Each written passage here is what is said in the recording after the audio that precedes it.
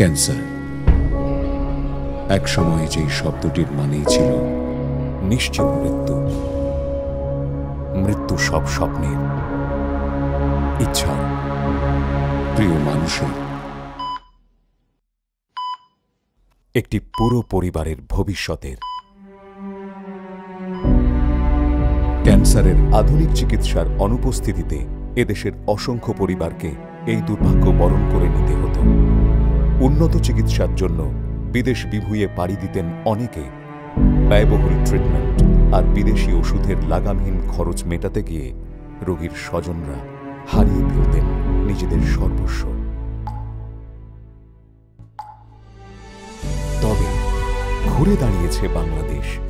নতুন চিত্রটা অনেকখানি আশার, নতুন সম্ভাবনার।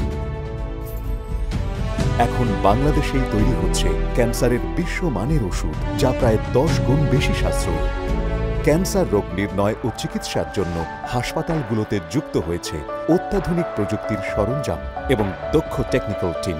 কয়েকশো অভিজ্ঞ অঙ্কোলজিস্ট ও হেমাটোলজিস্টগণ প্রতিনিয়ত সেবা দিয়ে যাচ্ছেন অসংখ্য ক্যান্সার আক্রান্ত রোগীকে। বর্তমানে বাংলাদেশে ক্যান্সার আক্রান্ত রোগীর সংখ্যা 13 থেকে 15 লাখ। সেই সাথে প্রতি বছর নতুন করে যুক্ত হচ্ছে 2 লাখ রোগী।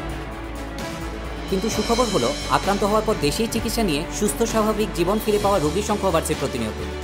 তবে নিয়মিত পরীক্ষা নিরীক্ষাই প্রাথমিক পর্যায়ে ক্যান্সার নির্ণয়ের ক্ষেত্রে সবচেয়ে বেশি জরুরি। সঠিক সময়ে সঠিকভাবে রোগ নির্ণয় করে চিকিৎসা করলে ক্যান্সার নিরাময় পুরোপুরি সম্ভব।